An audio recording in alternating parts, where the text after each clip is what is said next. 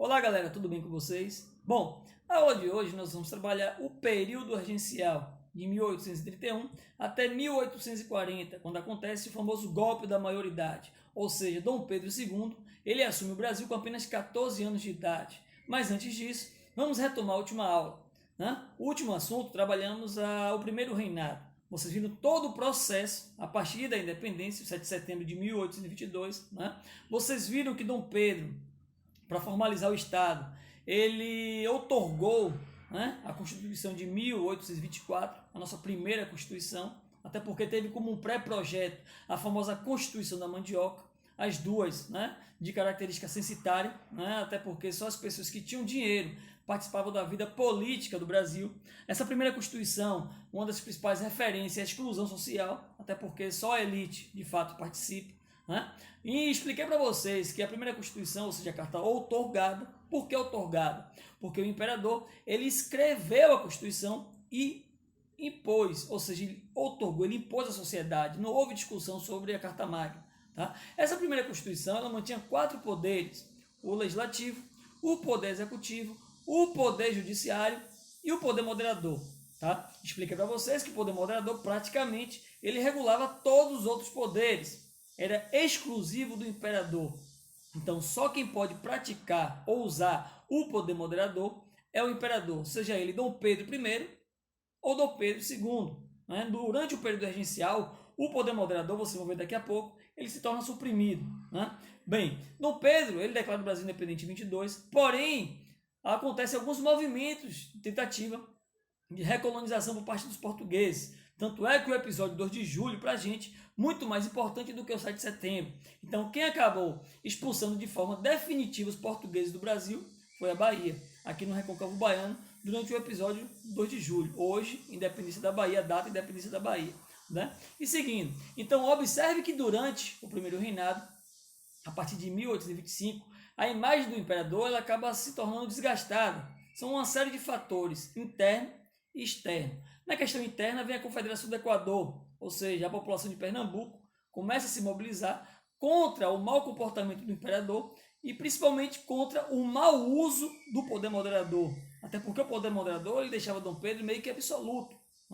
Bom, uma outra situação, na questão externa, foi a Guerra da Cisplatina, onde o Brasil entra em conflito contra a Argentina para defender o seu território da Cisplatina. Para quem não sabe, o território da Cisplatina, gente, pertence hoje ao atual Uruguai, ou seja, parte do Uruguai já pertencia ao Brasil.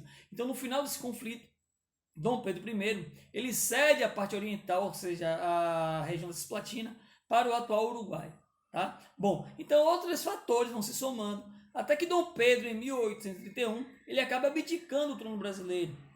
Em Portugal, o trono português ele está sendo disputado entre sua filha Maria da Glória e o seu irmão. Inclusive, o seu pai, Dom João VI, ele está enfermo, está doente, e ele pede para que Dom Pedro ele retorne para Portugal. Aqui no Brasil, eu expliquei na última aula, Dom Pedro I, lá em Portugal, Dom Pedro IV.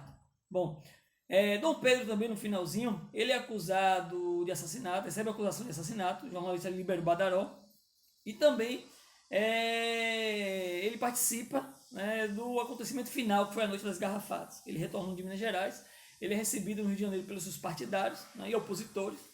Então os partidários acendem fogueiras e os opositores chutam as fogueiras, quebram vidros nas ruas, janela, garrafa, entre outros. E esse episódio é conhecido como a Noite das Garrafadas. A partir daí, em 1831, Dom Pedro I ele acaba abdicando o trono brasileiro em favor do trono português. Ele volta para Portugal, porém deixa seu filho Pedro de Alcântara aqui no Brasil. Pedro de Alcântara tinha apenas 5 anos de idade. Então, na carta outorgada de 24, tem lá dizendo o seguinte: na ausência do imperador ou de um membro da família real com idade igual ou superior a 18 anos, o Brasil deve ser governado por uma junta de regentes. Então, a partir de 1831 até 1840, o Brasil vai passar pelo período regencial. Bom, o período regencial ele é marcado por rebeliões regenciais e por 4 regências. As 2 primeiras regências foram trinas provisórias. Por que trinas provisórias? Porque tinham 3 pessoas e foram curtas. A primeira trina provisória, a segunda trina permanente. Durante a regência trina provisória, os regentes eles passaram a disputar o poder político o que acabou afetando a permanência, a continuidade da regência. Então ela acaba fazendo com que aconteça a segunda regência trina, a permanente agora. Tá? Ela não vai muito adiante, se não me engano, dura mais ou menos um ano. E essa regência trina permanente, ela acaba o quê? Reduzindo a autonomia política e econômica das províncias. Lembram? Durante a colônia, o Estado hoje era chamado de capitania.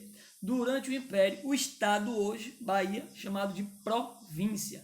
Na República, Estado. Então, a regência ela acaba reduzindo a autonomia política e econômica das províncias, o que acaba fazendo com que aconteça várias rebeliões regenciais. Foram várias. Isso aí vai ficar para casa, vocês vão estudar os malês, a balaiada, a sabinada, a farroupilha, a cabanagem. Essas são as principais rebeliões regenciais.